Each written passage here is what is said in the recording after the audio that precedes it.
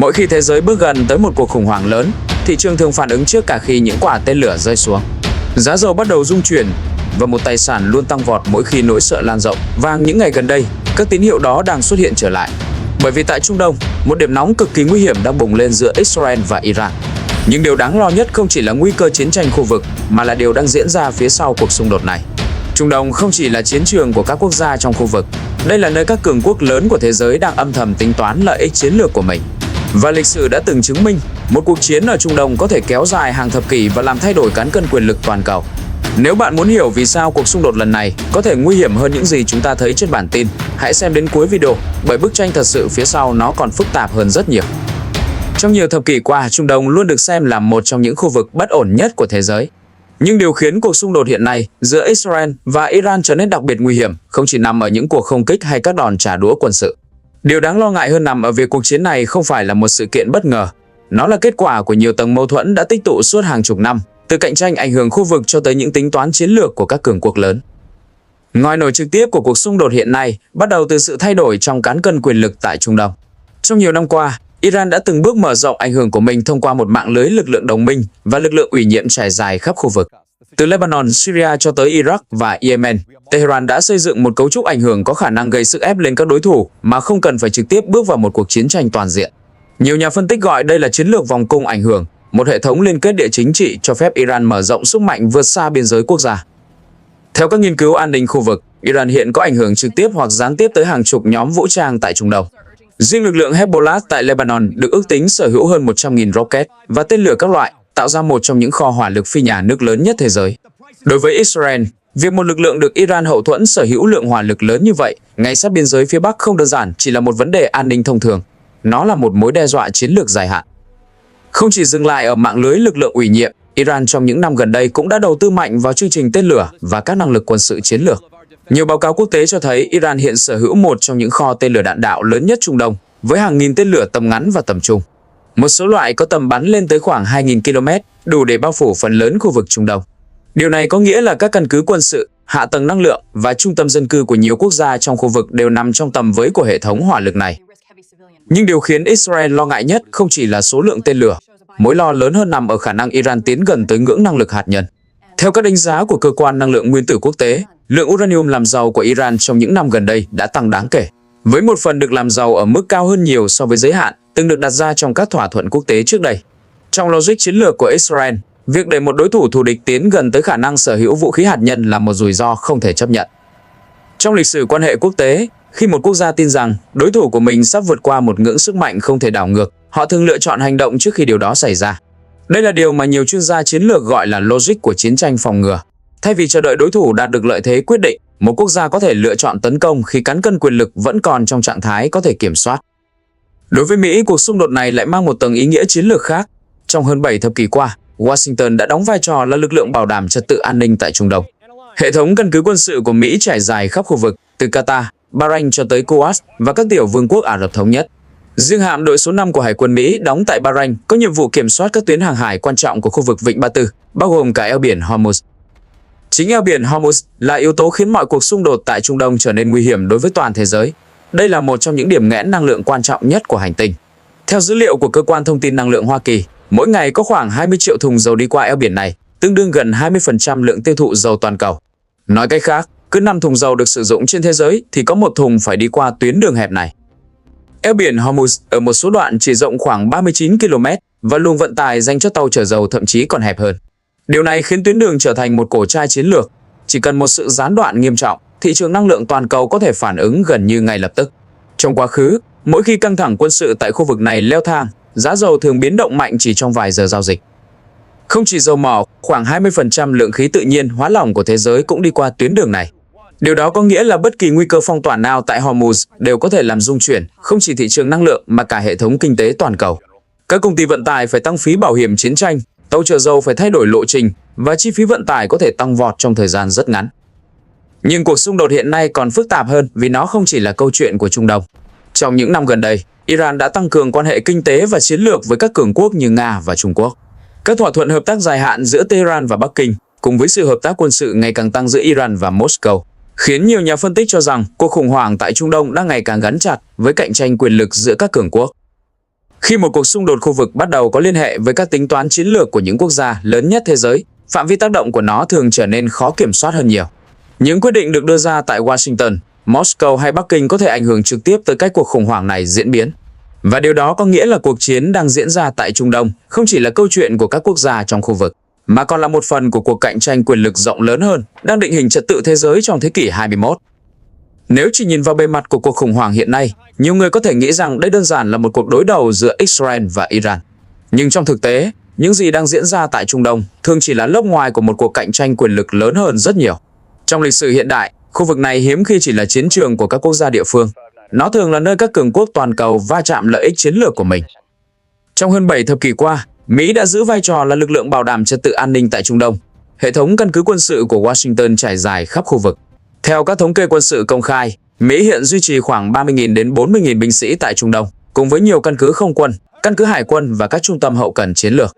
Riêng căn cứ không quân Al-Udeid tại Qatar có thể tiếp nhận hàng trăm máy bay chiến đấu và máy bay vận tải, đồng thời đóng vai trò là trung tâm chỉ huy không quân lớn nhất của Mỹ trong khu vực. Bên cạnh đó, hạm đội số 5 của Hải quân Mỹ đóng tại Bahrain kiểm soát một trong những tuyến hàng hải chiến lược nhất thế giới. Nhiệm vụ của lực lượng này là bảo vệ các tuyến vận tải đi qua Vịnh Ba Tư, bao gồm cả eo biển Hormuz, nơi mỗi ngày có khoảng 20 triệu thùng dầu đi qua. Con số này tương đương gần 20% tổng tiêu thụ dầu mỏ toàn cầu. Điều đó có nghĩa là chỉ cần một sự gián đoạn nghiêm trọng tại khu vực này, tác động của nó có thể lan rộng ra toàn bộ hệ thống kinh tế thế giới. Nhưng chính sự hiện diện quân sự rộng khắp đó cũng khiến Mỹ dễ bị kéo vào các cuộc xung đột trong khu vực. Khi một quốc gia đóng vai trò là người bảo đảm an ninh, họ thường phải phản ứng mỗi khi trật tự đó bị thách thức. Điều này tạo ra một nghịch lý chiến lược.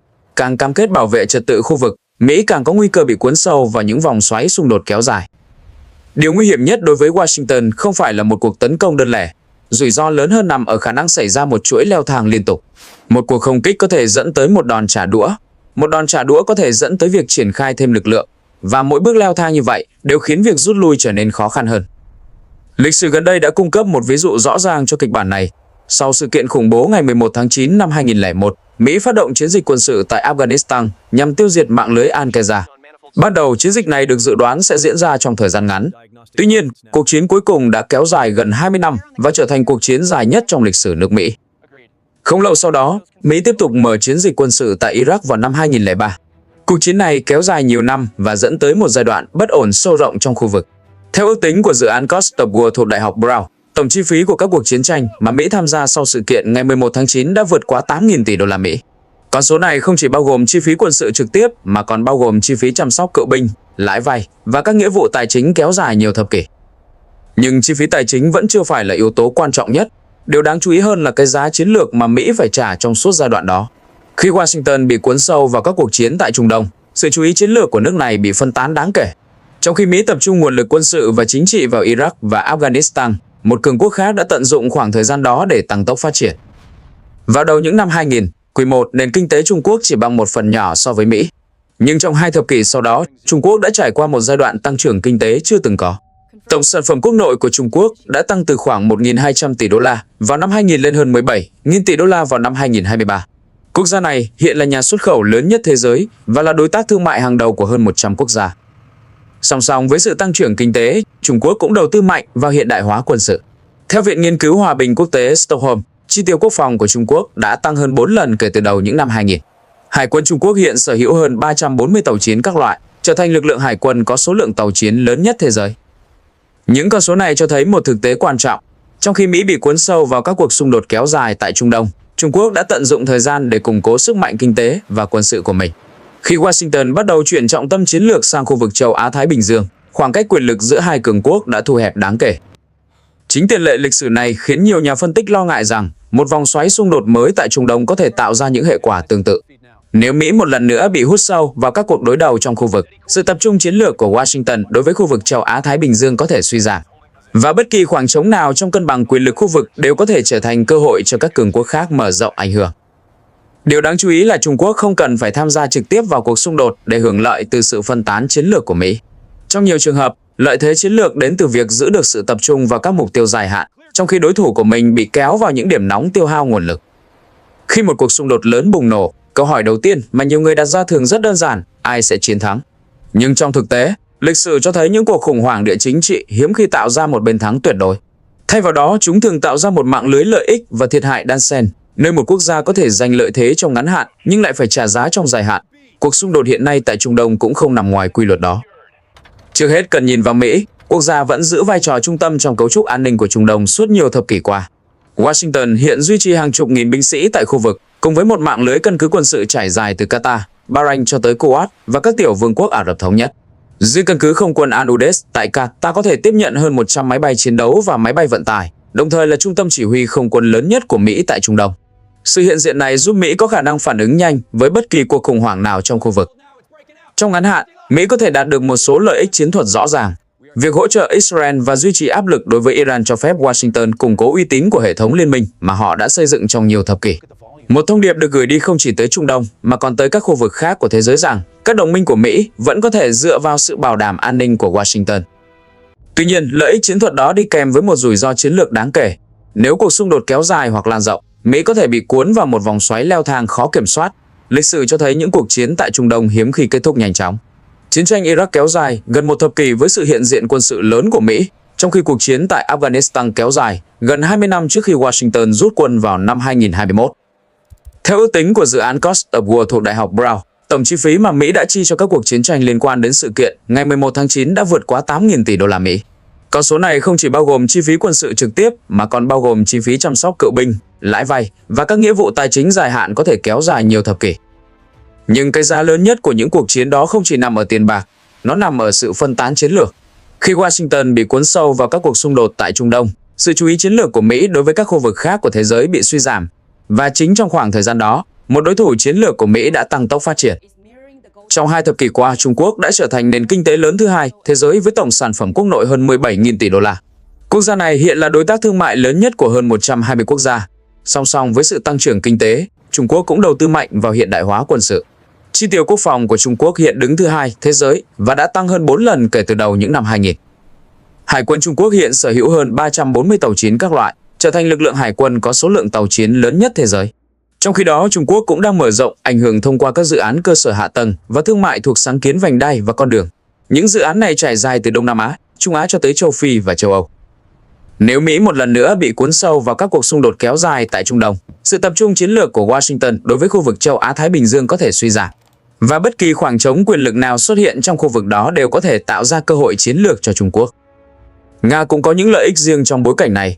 Là một trong những nhà xuất khẩu năng lượng lớn nhất thế giới, Nga có thể hưởng lợi khi căng thẳng địa chính trị khiến giá dầu và khí đốt tăng cao. Trong nhiều trường hợp, chỉ cần những lo ngại về gián đoạn nguồn cung cũng đủ để đẩy giá năng lượng lên cao hơn. Tuy nhiên, lợi ích của Nga cũng có giới hạn. Nếu cuộc xung đột lan rộng và gây ra một cuộc suy thoái kinh tế toàn cầu, nhu cầu năng lượng có thể giảm mạnh. Khi đó, giá dầu cao trong ngắn hạn có thể không bù đắp được những thiệt hại dài hạn đối với nền kinh tế thế giới. Trong khi các cường quốc tính toán lợi ích chiến lược của mình, khu vực Trung Đông lại là nơi chịu thiệt hại trực tiếp lớn nhất. Lịch sử khu vực cho thấy các cuộc chiến tranh kéo dài thường phá hủy cơ sở hạ tầng, làm gián đoạn thương mại và làm suy yếu nền kinh tế của các quốc gia trong khu vực. Những tác động này có thể kéo dài nhiều thập kỷ. Nhìn về phía trước, có một số kịch bản khác nhau có thể xảy ra đối với cuộc khủng hoảng hiện nay. Kịch bản đầu tiên là một vòng leo thang có kiểm soát, trong đó các bên tiếp tục tiến hành các cuộc tấn công hạn chế, nhưng tránh một cuộc chiến tranh toàn diện. Trong kịch bản này, xung đột có thể kéo dài trong nhiều tháng hoặc nhiều năm, tạo ra một trạng thái bất ổn dai dẳng. Kịch bản thứ hai là cuộc xung đột mở rộng ra nhiều mặt trận hơn. Các lực lượng đồng minh và lực lượng ủy nhiệm trong khu vực có thể tham gia trực tiếp hơn, biến nhiều khu vực của Trung Đông thành các điểm nóng quân sự. Kịch bản thứ ba là một cú sốc lớn buộc các bên phải quay trở lại bàn đàm phán. Trong lịch sử, nhiều cuộc xung đột tại Trung Đông chỉ kết thúc sau khi chi phí chiến tranh trở nên quá lớn đối với tất cả các bên liên quan. Nhưng ngay cả khi một thỏa thuận được đạt được, tác động của cuộc khủng hoảng này đối với trật tự thế giới có thể vẫn kéo dài trong nhiều năm. Những cuộc xung đột lớn thường không chỉ thay đổi bản đồ chính trị của một khu vực, mà còn thay đổi cách các cường quốc phân bổ nguồn lực và xác định ưu tiên chiến lược của mình.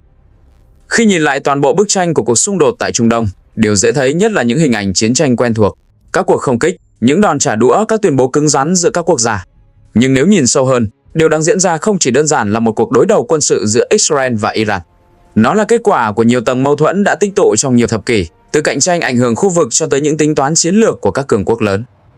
Trung Đông từ lâu đã là một khu vực đặc biệt nhạy cảm của hệ thống quốc tế. Đây không chỉ là nơi tập trung nhiều điểm nóng chính trị và tôn giáo, mà còn là trung tâm năng lượng của thế giới. Mỗi ngày có hàng chục triệu thùng dầu đi qua các tuyến vận tải quan trọng của khu vực, đặc biệt là eo biển Hormuz. Chỉ cần một sự gián đoạn nghiêm trọng tại những tuyến đường này, tác động của nó có thể lan rộng ra toàn bộ nền kinh tế toàn cầu. Nhưng tác động lớn nhất của cuộc xung đột hiện nay có thể không nằm ở những gì đang xảy ra trên chiến trường. Nó nằm ở cách cuộc khủng hoảng này có thể làm thay đổi sự tập trung chiến lược của các cường quốc. Lịch sử đã nhiều lần cho thấy một quốc gia có thể giành chiến thắng trong những trận chiến cụ thể, nhưng vẫn đánh mất lợi thế trong cuộc cạnh tranh dài hạn nếu họ bị cuốn vào những điểm nóng tiêu hao nguồn lực. Sau sự kiện ngày 11 tháng 9 năm 2001, Mỹ đã bị cuốn sâu vào các cuộc chiến kéo dài tại Trung Đông. Trong khi Washington tập trung nguồn lực vào Iraq và Afghanistan, Trung Quốc đã tận dụng khoảng thời gian đó để tăng tốc phát triển kinh tế và mở rộng ảnh hưởng toàn cầu. Khi Mỹ bắt đầu chuyển trọng tâm chiến lược sang khu vực châu Á-Thái Bình Dương, khoảng cách quyền lực giữa hai cường quốc đã thu hẹp đáng kể. Chính tiền lệ lịch sử đó khiến nhiều nhà phân tích lo ngại rằng một vòng xoáy xung đột mới tại Trung Đông có thể tạo ra những hệ quả tương tự. Nếu cuộc chiến kéo dài, các cường quốc có thể phải phân tán nguồn lực, trong khi những đối thủ chiến lược của họ tận dụng thời gian để củng cố vị thế của mình. Trong một thế giới ngày càng phức tạp, câu hỏi ai thắng ai thua trong một cuộc xung đột cụ thể đôi khi không phải là điều quan trọng nhất.